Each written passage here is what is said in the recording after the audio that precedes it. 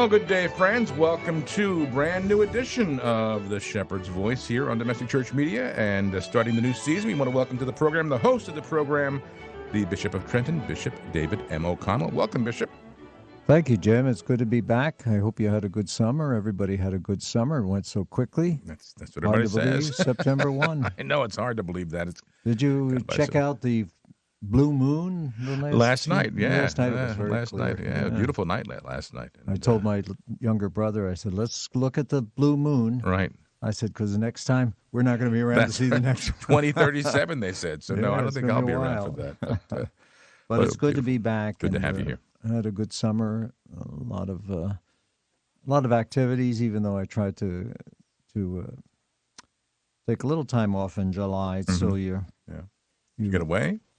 No, I go down to Point Pleasant. I have the house there, my house there, and I enjoy that. It's quiet there. It's right on the Manasquan River, so I get a chance to. It's an old convent, right? Is that it was the old convent for St. Dominic's, for the sisters at St. Dominic's, and I rent it from the parish. Okay. So it's I rent it throughout the year. Yeah. So I'm able to use it. I use it when I make my retreat. If I don't go somewhere on retreat, I use it for meetings on that side of the diocese. I have so many times when I'm traveling, and especially in Ocean and Monmouth County, it's easier just to stay there rather than go back and forth to my residence here in Princeton. And it's a lovely place. And it's funny because Cheryl and I took a couple of days off last week and we went down to Bayville and had a little house there on the bay. Oh, wow. An Airbnb. But we were saying how big the diocese really is. Oh, it's huge. Think about it, how far you can go. It's huge. And, I could imagine it must be for you. Size-wise, I think it's the largest in New Jersey. Oh, is it? Okay.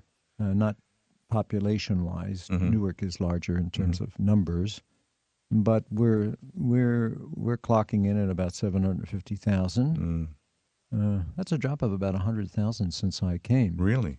Yeah, the demographics are constantly shifting in New Jersey, and there's a lot of issues that people confront. The biggest issue that I keep hearing is taxes, and that's the highest taxes in the nation, property taxes in the nation. Right. So, but people shift around, move around, go here and there. But it's at one time, Trenton Diocese was Trenton and Metuchen. That's right. And I sometimes, when I'm doing the confirmations, which is it's a bear of a schedule, let me tell you. But I can't imagine having to do the confirmations in what is now the Diocese of Metuchen and the Diocese of Trenton. It's just we have in Trenton 97 parishes. Right.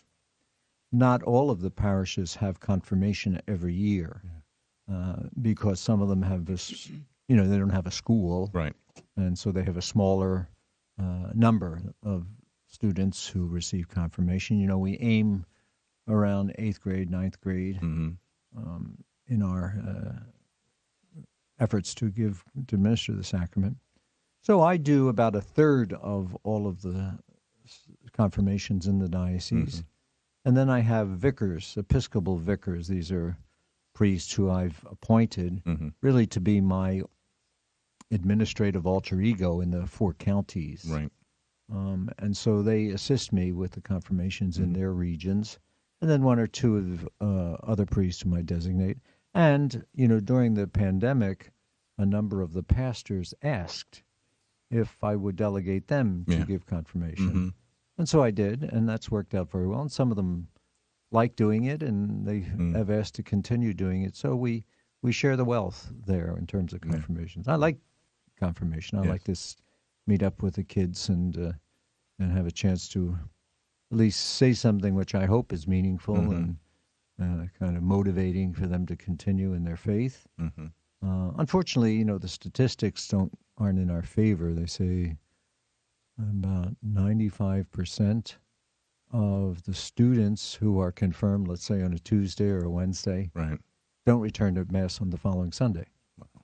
And it really makes me think sometimes. I say, oh, geez, they're all dressed up. Right. And, some of them have special fancy cars and fancy parties. And what are we doing all of this for if the main reason for confirmation doesn't doesn't sink in, you know. So, but it doesn't discourage me. I just keep moving and keep encouraging the kids as best I can.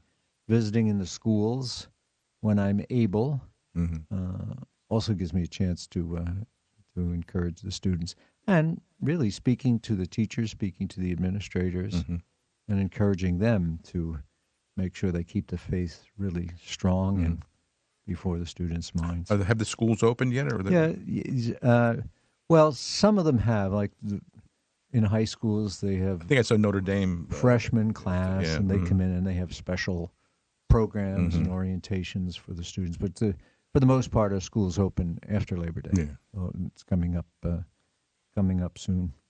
And I'll speak a little bit about that in a few minutes. But the first thing on my mind is the death of George Rose. And I believe George has been on your show many times. Co-hosted a program with Bill Maher. And, I just saw Bill. Bill was here earlier. Yeah, and Jez now has taken George's place. But George was a great friend of the apostolate here, Oh, he's a great friend of so many apostolates, you know, and is a board member and organizer of the Diocesan Men's Conference, Catholic Men's Conference, Men for Jesus Christ, every year. And that's really where I would see him. And he was so faithful, even in the years when he was kind of struggling with the cancer, you know, very, very faithful. Organized, brought in top flight speakers and just put on great days, you know. And he died August 27th at his home in Yardley, the same day my father died. Oh, really? Yeah, it's the same day, August 27th. And I got a chance to talk to him on the phone the week before, and I'd hoped to get down to see him, but then I had a surgery, so I was kind of stuck. After my surgery at home, I couldn't. Today is the first day actually driving the car by myself. Wow. To get here today. Well, the funeral services, the wake is today over St. Raphael's Holy Angels over in Hamilton, and I think 2 to 4 and 7 to 9. And then the funeral mass is tomorrow in the church there at St. Raphael's, 10:30. Yes, and we're going to broadcast it as well. Oh, wonderful. I have the mass. I'll be the celebrant of the mass. And Father Jeff Kegley, who is a very dear, close friend of George, will be the homilist, and I'm sure it'll be packed. I'm sure it will be. Because George was a man who touched many lives in many different ways. Of course, you know, he was involved in the Yankees organization. Well, you know, I said a very humble man. I was watching the ball game last Sunday. Oh, they mentioned him. Oh, yeah, they put a big graphic up, and they it was talked. Beautiful. There was a wonderful tribute to him. And they made a beautiful statement. They released a beautiful statement. And you know, I was talking with Father Kegley.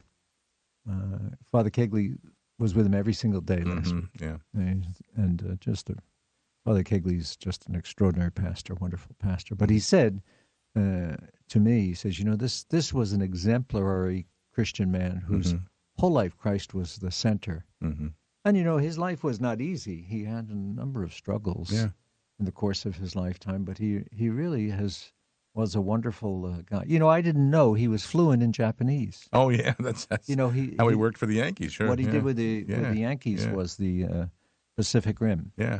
And he learned Japanese just for that job, and they said he was fluent. You know, he lived in Japan for a little while, and he's just a great guy. His wife, I send out sympathy and condolences to her and to Sean, his son. Sean, wonderful young man. There's so many people who were affected by George. You know, we really love him. We'll miss him, and I've been praying for him and his family all week long. You know, my rosaries and my masses.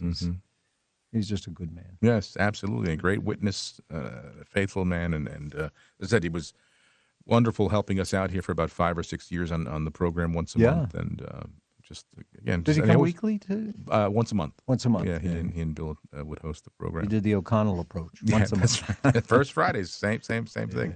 So we will miss him. We will miss him. God bless his soul and God bless his family. Amen. Today, September the 1 is... You know what it is today?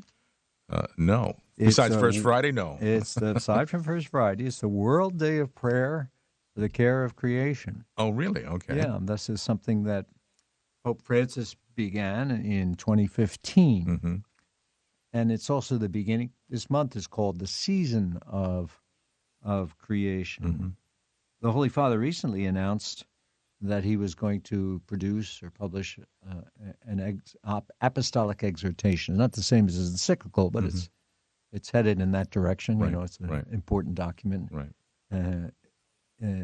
That will be a follow-up to his encyclical Laudato Si. As you know, I'm sure everybody realizes this. This is a big, important issue for Pope Francis. He devotes a lot of time and energy to talking about it, to meeting with people, to encouraging people to care for the environment. And so he's going to write another encyclical, which he's going to release on October 4th, St. Francis. the feast of St. Francis. His last encyclical, he quoted some of the prayers and hymns of St. Francis. St. Francis obviously took the name Francis for his papacy, so very important to him to use that day. This season of creation that you'll maybe read about or hear about is really an ecumenical effort, a global ecumenical effort, just to raise consciousness and to remind people of their responsibility to take care of God's good earth, our home. And this day, the World Day of Prayer for the Care of Creation, was set around the same time as the encyclical was released, 2015. Every year, Pope Francis releases a message. He does on major occasions and major events throughout the calendar year, and this would be one of them. And he released a message. It's called "Let Justice and Peace Flow." That's the theme that he has taken, and he tries to point out that care for creation is not just simply consciousness of the environment and ecology, but it does have ramifications that affect the way that we deal with one another on the planet. And he speaks very, very, very much. In his audience on the 30th, on August 30th, he said, "Let's join our Christian brothers and sisters." He has a great ecumenical consciousness. Let's join our Christian brothers and sisters in a commitment to care for creation. But to care for it is a sacred gift from the Creator. And let us also stand with victims of environmental and climate injustice, striving to end this war on the world and the environment. So he's pretty serious about this. Concern for environment is so important to him. But Jim, he's not the first. People refer to him almost like this is the first time that anybody's ever spoken about it, and he's not. Right. Pope Paul VI, in his letter on the 50th anniversary of Rerum Novarum, spoke very strongly about our obligation and responsibilities. Pope St. John Paul II, again putting it within the broader context of the human good, and really an attack on the environment. He calls sinful. He uses the term sin there. And, of course, Pope Benedict, picking up that theme, spoke again, looking at it in the context of a larger Catholic worldview. Here in the Diocese of Trenton, I really feel, I think, justifiably proud that we were among the first, if not the first, diocese in the United States to make a public response to that encyclical of Pope Francis in 2015. I don't know whether you remember, I had a mass for the care of creation. I had it at the Beach Chapel down in attached to St. Denis Parish in Manasquan, and it was well attended, many people, and I was able to speak at the mass in the homily, and I think there may be about 20 concelebrants for that mass. And in my homily, to mark the occasion, I called to mind the memories of Hurricane Sandy. That was still fresh in everybody's mind. Right. 2012, the devastation of Hurricane Sandy, and nature isn't always kind, and it certainly wasn't to us here in New Jersey. But I spoke about this encyclical, and there are some, Jim, some media, some so-called Catholic media, it seems to me sometimes they're just lying in wait for whatever comes out of the Pope's mouth. I agree. Whatever he does, whatever he says, whatever the Bishops' Conference in the United States does, they're waiting there to pounce. Right. And they certainly they didn't disappoint with the encyclical Laudato Si. You know, well, the Pope's not a scientist. Who is he to speak? You know, this is a political issue. He's just kind of, it's not. This is creation. This is God's creation. He's the Pope. Right. He's the Vicar of Christ. Yeah. He has an obligation to raise our consciousness and speak about all kinds of issues, and this being one. So it's an important issue that he puts forward. And in his message this year, he invites everybody as followers of Christ on the synodal journey. You know, everything is synodal these days. On the synodal journey, let's live and work and pray for our common home, and that it will teem with life once again. I think that's a good prayer. Yeah. So we pray that the Holy Spirit kind of hover over the waters, and renew the face of the earth as we so often That's pray. right. That's right. I remember reading when Pope Benedict came to this country, and he addressed the United Nations. He spoke about climate change. That's it. And people don't remember that, apparently. Yeah. So, the word, the climate change kind of become a buzzword. yeah. And it's a word that's easy to. I just read something yesterday, how climate change is a fake, is a hoax, and there are some scientists. They quote some scientists. You can find scientists who are going to say yes and scientists say no to everything. So it's the same as doctors. I read this online. I don't know, what do you call it? Would you call it something online as an online publication? I don't know, but it's a website called Smart News. Okay. And it quotes newspapers from all over the world. Actually, it's very informative. But I have to laugh sometimes as I'm reading it. Like today, they'll have an article from scientists about coffee. That you really should drink coffee. That coffee actually is good for you. Tomorrow, there'll be an article that tells you how bad coffee is for you. Right. So this is the way it goes back and forth on these things. And I see that all the time. I saw it with the vaccines. The same issue with the vaccines. Yeah. Those who support them, those who don't. Right. When I took the vaccine for the first time, believe me, I'm not eager to take vaccine. I take enough shots with the insulin and everything I take. But the arguments were there. I took the vaccine, and not too long afterwards, I was hospitalized with blood clots. Right.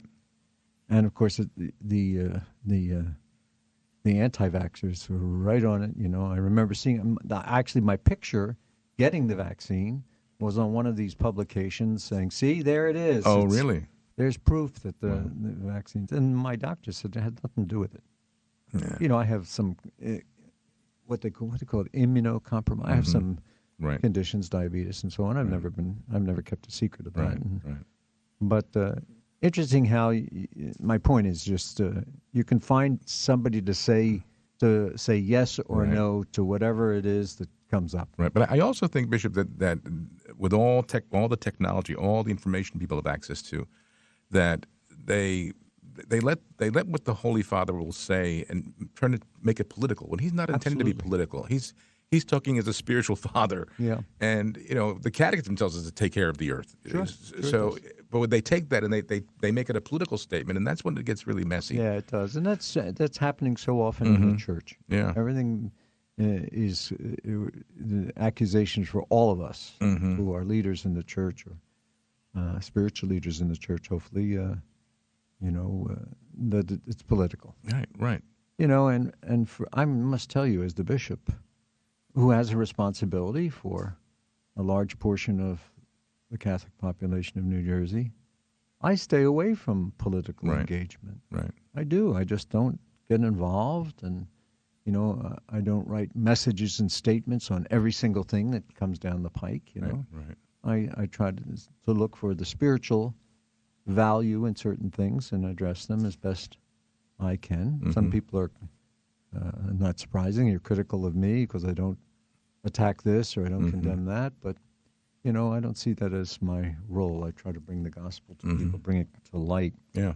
So, World Day of Care for Creation. Hopefully that people will be a little more conscious of that today. It was one of my intentions in my rosary today as I prayed this morning. During this month of September, we have a couple things. You know, we already celebrated World Grandparents' Day. Yes.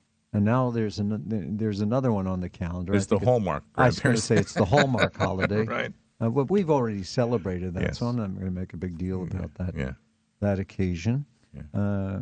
You know, the third Sunday of September is always Catechetical Sunday, when we celebrate and promote and put forward, you know, the great catechetical work that's done in our parishes throughout the diocese and in our schools. And we have a consciousness of migrants at the end of the month, and National Migration Week and World Day of Migrants and Refugees, which happens to be on the same day of Priesthood Sunday. You know, I have to laugh. I say this to the priests all the time. They know that these World Days are kind of one of my bugaboos. You know, every time you turn around, it's a World Day of this or a World Day of that. You know, and how much attention can you give to every single thing? Right. You know, but when they come forward through the church, not so much through the social media or the culture, but through the church, I try to give them some bit of attention. You know, we have good news. I like good news. We need good news. The mother of Blessed Carlo Acutis will be coming to the diocese. Wow. On October 1st, she will be coming to St. Dominic Parish in Brick, thanks to the invitation and the work of the pastor, Father Brian Woodrow. She will be coming to speak at a Mass that I will celebrate there, because we're dedicating a shrine to Blessed Carlo Acutis. Our listeners, I think, are aware of Carlo as a young man and who was extraordinarily holy, given his age. He was born in England in 1991, in May of 1991, and he was there for a couple of years. Then his parents came back to Italy, where they were from, and by the time he was 7 years old, he was absolutely convinced about the importance of the reception of Holy Communion and the Rosary. He said the Rosary a couple times a day, went to confession every single week. And his parents, I'm sure, were scratching their heads saying, where did this come from? You know, his tremendous devotion. And his whole life, even in school, you know, he was he was the champion of those who were bullied, and he was really very, but a normal kid. I remember we contacted his mother to ask her permission to use some pictures and photographs of him, which I used at a Catholic schools Mass. And I declared Blessed Carlo Acutis for the diocese one of our patrons of youth, especially for those in the Catholic schools and religious education programs. The mother was very, very good at letting us use a movie that she had produced for him, so it was great. And the kids, there's something really that's special about this young man, that he's just a normal kid. He loved animals, he loved being outside, he loved sports. He was considered to be a computer geek. He was a nerd, and in fact, he was the one who developed the catalog of all the Eucharistic miracles in history. Right now, throughout the diocese, we have an exhibit traveling around the parishes of Eucharistic miracles. And it's also, I think it's going to be going into the Diocese of Metuchen a little bit, and also into the Diocese of Camden as well, to spread the word about these Eucharistic miracles. Very appropriate this year as we have the Eucharistic revival. So we're going to dedicate this shrine at St. Dominic, and the mother is going to come, and it's just going to be great. Antonia, her name is Antonia. And she's going to come and speak. She'll speak during the Mass, at some point during the Mass, kind of give a little testimony, tell a little bit about Carlo, and going to be around. I think she's coming. She's going to be, I think, Friday or Saturday in New York. I think she's going to be in Cardinal Dolan's radio show. He has a radio broadcast. He does, I think. Doesn't he? He does. He does. The Catholic channel, Yeah. And then she's coming here on Sunday. And then going from here to Philadelphia, and then from Philadelphia to Washington. Oh, wow. And she's going to speak at Catholic University on Monday, and then return home. Speaking of Catholic University, this weekend, Labor Day weekend, is always the traditional National Second Collection for the Catholic University of America. We had a very nice little gathering of alumni down in Spring Lake a couple weeks ago with the new president, Dr. Peter Kilpatrick, and it was a lovely occasion. And, it's funny, when I go to those alumni receptions for the university, I hardly know anybody who comes. They're all people who went to Catholic U before I was a student or before I was president there from 98 until 2010. I'm surprised because Catholic U sends the largest number of students, or the Diocese of Trenton sends the largest numbers of students to Catholic University. Okay. And when we have this collection, it's usually one of the largest in the country to contribute to Catholic University. And people will ask, as they have asked me over the years, why should I give to this collection? I'm sending my son to LaSalle, or I'm sending to Villanova or Fordham or some other Catholic university. Well, the reason is pretty simple. When at a time when we didn't have graduate or research universities in the Catholic Church, there were other Catholic colleges that existed, but not high-powered research institutions. The bishops of the United States asked Pope Leo XIII, to approve this university. And it was a result of discussions during one of the councils of Baltimore. And Pope Leo approved it. It's the only papally chartered university in the United States, so that's something that we have to keep in mind. It's the Bishop's University, as it's frequently called. He said, I'll approve it on the condition that you bishops get arranged support for this. And that's where the idea for this national collection came. And, I can tell you as president, it was extremely helpful for our budget because it was all, as everybody knows, Catholic education is very expensive. College price never goes down for tuition for Catholic colleges, any of them, and many good ones. There are about 200 or so Catholic colleges in the U.S. But this university has a special place. I used to refer to it as it's the place where the Catholic Church does its thinking. And I know there are many other Catholic colleges that have broader name recognition, Notre Dame, Georgetown, some of these others. When you say to people, I was president of Catholic University in Washington, they'll say, oh, you mean Georgetown? Right. And I'll say, no. Catholic University by name, Catholic University. Exactly. And it is the national university of the church in our country. And so I encourage people to support it.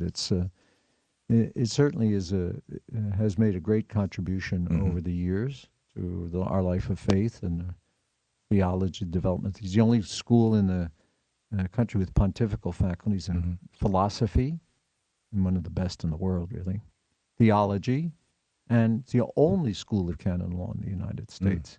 Many of our priests have studied there, got their degrees there. I'm for one. Bishop Smith for another. Bishop Reese before him. We're all graduates at Catholic University. So there is a connection there. So I encourage people to be generous for that. And that's the reason. During the month, Jim, and please interrupt me if you want. No, I want to make sure you get through all you have prepared there. I have a lot to say. Yeah. No, this month, during the month of September, we always have in our diocese the convocation of priests. And this year it's September 12th, 13th, and 14th. So if you don't see your priest in the parish on that days and you have a deacon giving communion services, you know why. He's not on some holiday somewhere. He's at the priest convocation. This is a very important event that we have. Other dioceses don't have it every year. But we do. We choose to have this every year. And what it is, it's a gathering of the priests of the diocese, and it's very well attended, in which we bring in a speaker, a special spiritual topic for the priests. And it's like a little mini retreat almost. It's not all retreat. I mean, it's actually a lot of fun. We have it down at the Seaview, down in Galloway Township, in the Diocese of Camden.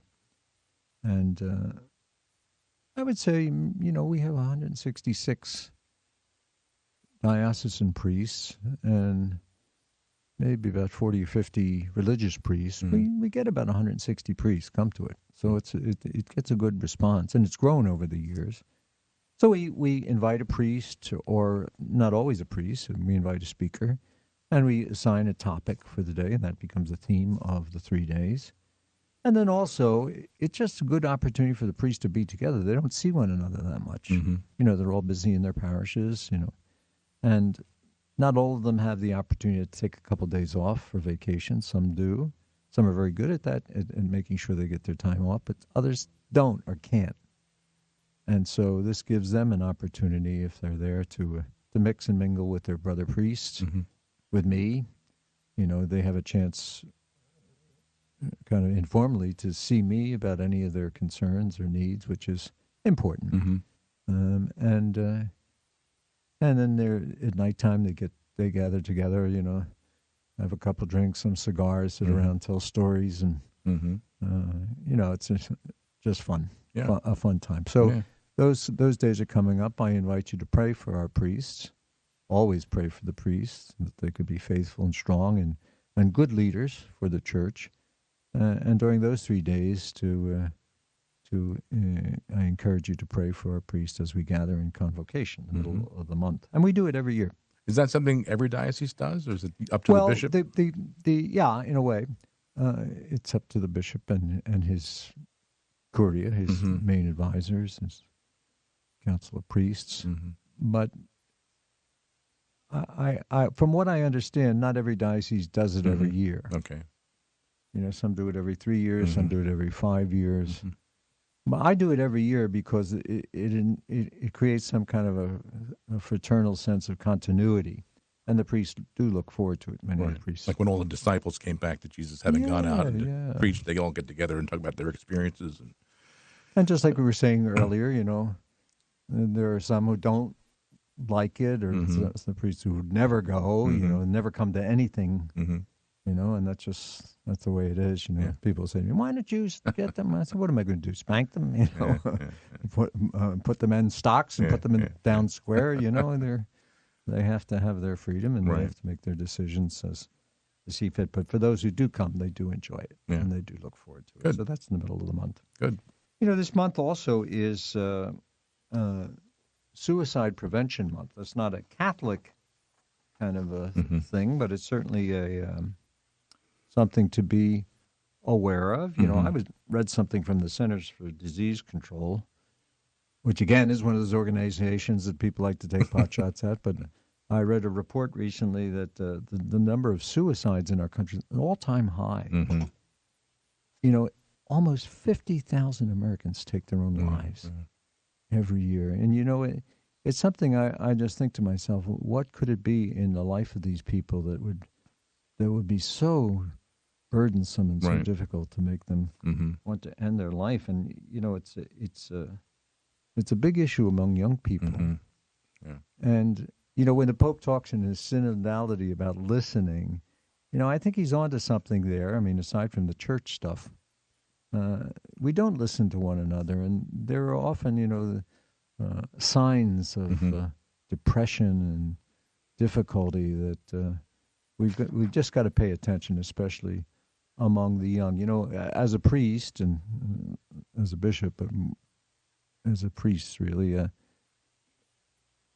it's one of the most difficult occasions for a priest is to deal with a family who is experiencing suicide. It's heartbreaking and so difficult, and they feel guilty. They feel so many emotions, and of course, many of them are operating off an old mentality about suicide. Oh, my son, my father, my mother, they're going to hell because of suicide. Well, that's something I think, Bishop, I was going to ask you just to maybe address that a little bit, because that's something that people do think, if they think about, years ago, and that the soul immediately is condemned to hell for doing that. Yeah, and I think in more recent years, especially even in the Catechism, we recognize the fifth commandment, thou shalt not kill, and that does apply to ourselves. It does extend to ourselves.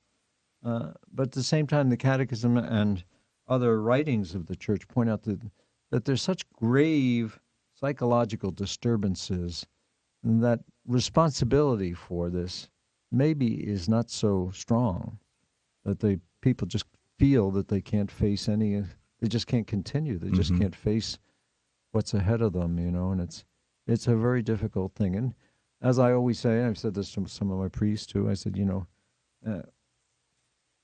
don't despair of the eternal salvation of people. Mm-hmm. God will make the judgment. Right. As you're dealing with the people who are suffering as a result of the suicide of a loved one, show them compassion, show them mercy, show them respect, Mm-hmm. support them in a time of terrible, terrible grief. And that's really what the church's position is. Mm-hmm. The church isn't running out to, as maybe in the past, some thoughts about this as condemning a person to hell. That's not where the church is today in terms of its understanding. And of course, understanding, like as doctrine doesn't change, but it evolves. The understanding evolves, the application evolves. So too an issue like this. So I'm not an expert on these matters. I'm simply a man of faith. Right. And I just encourage people to not lose heart, not lose faith, and to continue to pray. And for all of us, really, to show care and concern for one another at difficult times in life. Yeah. Especially young people these days. The highest rate, I think, is among young people. Is very, very high. Right. Yeah. Very high, Yeah. And I think it may be the second or third leading cause of death among people who are in the, say, the 10 to 24 year. Yeah. Yeah. But it's very high among older people as well. And of course, there are some jurisdictions in the civil jurisdictions, like New Jersey, where they encourage what they call death with dignity. Right, I call it death without dignity. That's lost all hope. Really is one of the occasions where I had to speak with the governor about something in a very, very serious way when he signed that legislation. It's terrible. Yeah. Terrible. Yeah. More good news. We have 16 seminarians who are returning to their seminaries in the diocese. We use Mount St. Mary's in Emmitsburg. The parish that's right near that seminary was actually my first assignment as a priest in Emmitsburg, Maryland. My community no longer goes there. The diocese, the Vincentians have left that parish, St. Joseph's Parish, and now the diocese has taken it over. Anyway, Mount St. Mary's Seminary, and we use St. Charles Seminary here in Philadelphia. And the Bishops' USCCB, the Bishops' Conference, have, they're always reflecting on formation of priests, and they've decided now to create and present a kind of a spiritual year before your academic year. I like to call it like a novitiate, like we in religious life. We went through a novitiate period, My father used to call it solitary. Now you're in solitary now. It's not that at all, but it's where the spiritual life is emphasized more than the academic presentation and prayer and so on. And so both seminaries have introduced that new development.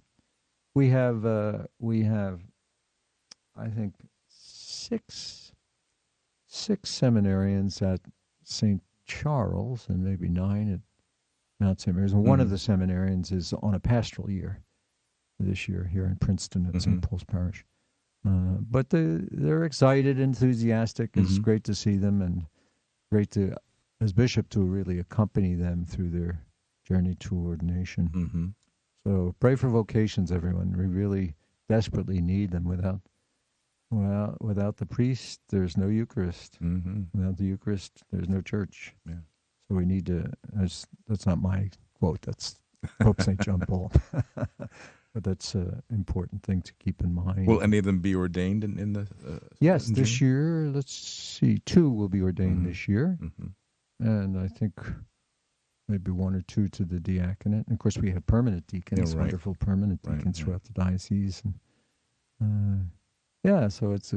I look forward to ordaining. I know Father Jason had that program that he was using for inviting young men to consider. I forget the name of the program he was using, but I don't know that it was. People would have to write names of right? Yeah. I don't know that it was as effective here as it has been in other dioceses. Okay. It was a great idea that Father Jason started, and he's no longer the vocation director. Right. Father Chris Calavito is, and Father Calavito he's the chaplain of Trenton College in New Jersey. Okay. He's the director of the Permanent Diaconate Formation Program. He's getting his degree, another advanced degree in theology, and he's the director of vocations for the night. I don't know what else I could give him to do. Guy's as busy as can be, but he's been going around to the parishes speaking on vocations and getting a good reception. It's important to talk about vocations and to promote them, but he's getting a good feedback because what I understand, I haven't heard him, but what I understand is that he'll say to people, now I'm not just speaking to the young men out there. I'm speaking to their parents and their grandparents. Vocations are everybody's business. Right. And, that's really the right tack to take, because the major obstacle that we hear for vocations, for young men going, is parents. Especially in families where the child is an only child. Yeah. And it's understandable, parents want grandchildren and so on and so forth. But what a great gift this is to give to the church and the world, to give your son to the priesthood. Right. And your daughter to religious life, and when that's possible as well. And just to promote vocation to married life. Good, healthy marriages, very important. Single life, many people opt not to be married, but are good members of faith members of their communities, and for priests and sisters. So we pray for vocations, pray for them all, but pray especially for our priests, for young men to discern a vocation to the priesthood. So important. You mentioned, and I know about the importance of parents in the life of the vocations of their son. I remember hearing that when a priest's mother passes away, that there's a special, isn't there something that... when you ordain a priest, part of the ceremony, it's not true for deacons, it's only in the priesthood ritual. The bishop will anoint their palms with sacred chrism and say a special prayer, then takes their hands and places them together and wraps around their hands a cloth. It's called the maniturgium. And then the priest, the newly ordained priest, will go off to the sacristy and wash his hands and put the maniturgium aside. But they give the maniturgium to their mother. Okay. That's the custom. Okay. And the tradition, it always is that's the ticket to heaven. There you go. But it's called a maniturgium, and that's been the custom. I see. Then the poor fathers will say, well, how about me? What I get? Well, I just heard this recently. Yeah. This was never the case. When I was ordained, we didn't have the maniturgium. We didn't do that. That was a custom that stopped for a while. Okay. But now it's come back. What I understand, what the priest gives to the father is the purple stole that he wore when he heard his first confession. Oh. So he gives that to the father. Oh. So that's something... But it is, for parents, I mean, that I can't imagine how any parent would ever say that was... They didn't want that. I wish my son had gotten married. Yeah. That just shows you the importance of the role the parents play in the life of a Absolutely young man. play. Yeah. I didn't. My family was not. We were churchgoers, but we weren't involved in a lot of other things in the parish. And my father was a hard worker, and his schedule didn't permit a whole lot of extra things. And my mother, God bless her, she was so wonderful.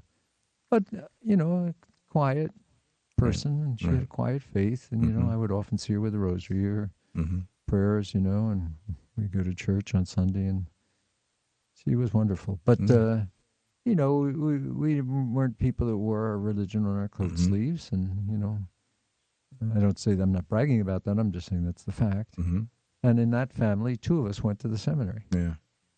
In that context, just watching the steady faith of our parents. And I remember my father he was very, very proud of that. My brother, who went to the seminary, went in the same, kind of followed in the same schools that I went to. He decided not to continue, Right. but he's been a wonderful layman. He actually works for the diocese. He's the associate superintendent of Catholic schools.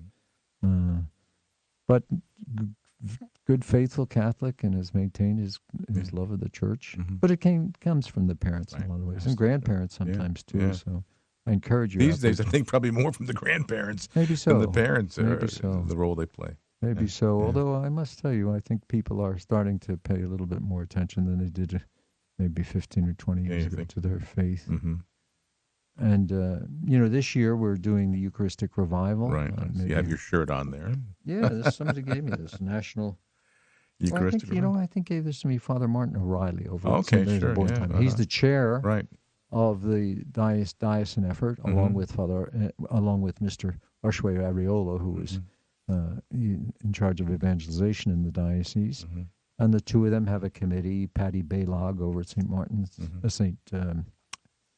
Mother of God Parish, Mother of the Church. Get my parish is confused here. She's been writing and sending out updates to everybody, all the priests of the diocese, to let them know what's going on. But more of an emphasis on the Eucharist and in our lives. It came from, I think, maybe I've spoken about this on the program. It came out of one of the bishops' meetings, right? Might have been the first year of the pandemic. Yeah. It was the year of the national election. That's what I remember. And the Pew Foundation, a research foundation, did a study that said that only a third of Catholics that were part of the survey and representative survey believed in the Eucharist as the body and blood of Christ. Mm-hmm. And so, of course, when we heard that as bishops, we panicked. We got to do something. Right. And so the committee of bishops got together, and they did two things. They issued another pastoral letter on the Eucharist, which was beautifully written, and then the idea of having a multi-year national Eucharistic revival. And so we did it as a national church. We're leading up to a Eucharistic Congress in July of 2024. Mm-hmm. But all the parishes and all the dioceses are supposed to promote and foster Eucharistic devotion, a special emphasis on the importance of the Mass, inviting people back to the Mass. That's the central Eucharistic act. And then also to advocate people spending time in church, spending time before the Blessed Sacrament and prayer. Mm-hmm. Because it is the body and blood of Christ. It's not a sign. It's not a symbol. It is. That's what Christ said. That's what we believe. And that's what we've always taught and promoted. So this year, the Eucharistic Revival. Every once in a while I get a question because, in the pandemic, we made some adjustments to some of our practices in the church about the distribution of the precious blood, the cup, at Mass. And we stopped that during the pandemic. Right. Again, because like so many things that we did, we just didn't know what it was all about. Right. Right. And so people have been asking me, when is that going to be restored? And my policy and practice has always been, and it was before I came here as bishop, that the parish would decide themselves if they were going to offer communion under both species. Right. But people should not think that because all of a sudden they're not receiving from the cup, they're only getting half the Eucharist. Right, right. Jesus Christ, the Lord Jesus Christ, is fully present in the bread, in the host, sacred host, and fully present in the precious blood, in the sacred wine, in the chalice. And so when you receive the host, you're not receiving half, you're receiving everything. And if for some reason, like some people can't receive wheat, they can't take wheat, you just receive the cup, you receive everything. Right. And so you shouldn't feel like you're being deprived of something.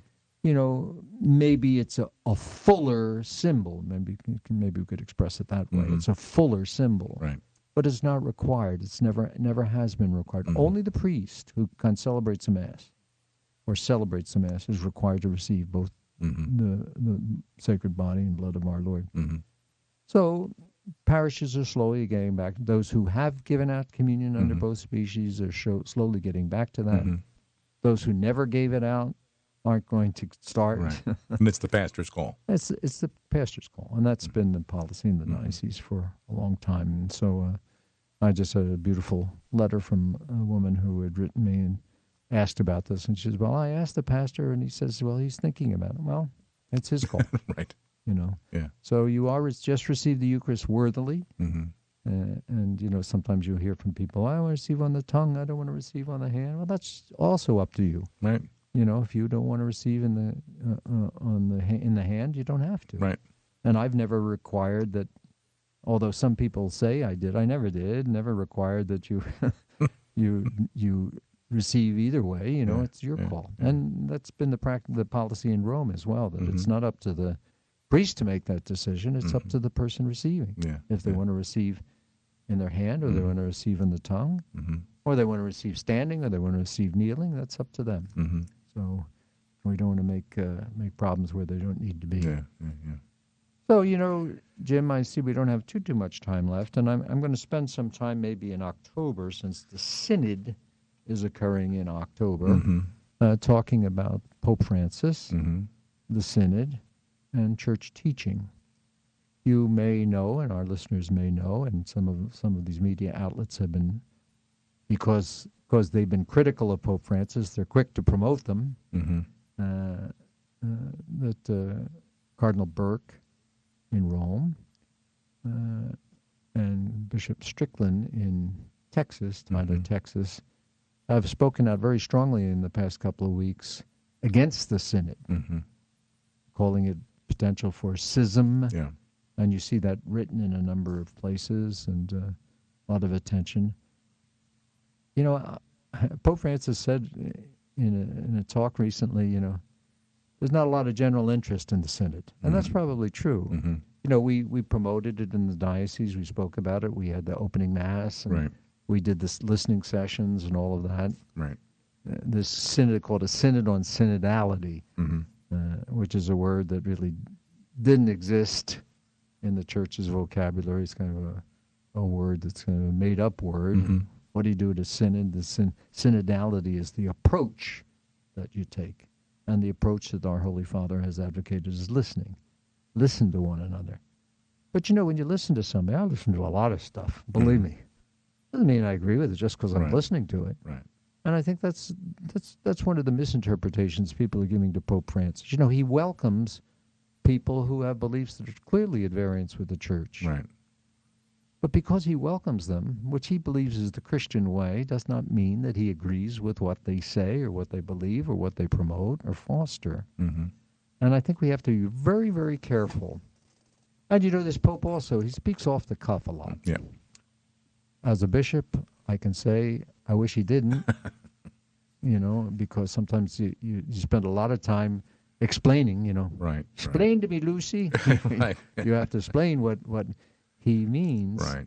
But he doesn't mean the way that it's interpreted, oftentimes in the secular and sometimes in the Catholic press as well. So in our next session, Jim, if I could, in October, since the Synod is toward the end of October, I'd like to talk a little bit more about the Synod. Yeah. I'd like to talk about Pope Francis, some of the things that he said, and some of the things he hasn't said, but people are saying that he said. Right. And then church teaching in general, especially in the area of sexual morality. Yes. Because that's where people's attention. Right. It's not on, Right. I don't hear people fighting about the divinity of Christ or any of those things. I hear them fighting about sexual morality. Right. And so we want to talk a little bit about that next time. Well, we'll look forward to that, Bishop. Yep. Thank you so much, and welcome back. Good to have you back, and look forward to next month. Thank you very much. Pray for our priests. Amen. All right. God bless you, everybody.